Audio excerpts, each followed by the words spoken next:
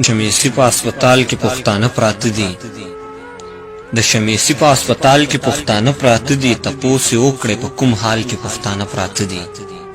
زما د قام د واکدارانو سترګې نه غړېږي، د لویو لویو ظالمانو سترګې نه غړېږي، د دې خودسره جابرانو سترګې نه غړېږي، د سیاست د مشرانو سترګې نه غړېږي. تپوس یې نشته په کوم حال کې پښتانه پراته دي.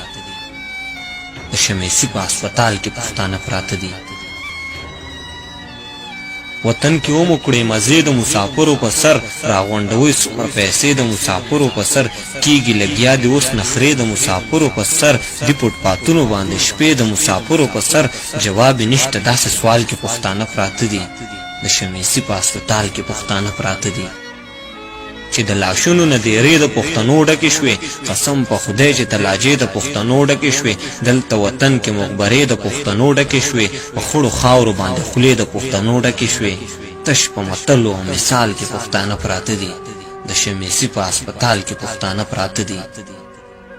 تش زنده‌باد او مرداباد د پاره دوی پیدا دي، هیڅوک نه مني فریاد د پاره دوی پیدا دي. چې تا ساتي اسلام آباد د پاره دوی پیدا دي، وطن نشته بل هیواد د پاره دوی پیدا دي.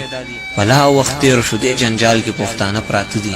د شمیسی په هسپتال کې پښتانه پراته دي. د شمیسی په هسپتال کې پښتانه پراته دي. دا ګران ملګری زمیر خان زمیر دغه نظم ټولو ملګرو ته په پښتنه مینا ډالۍ.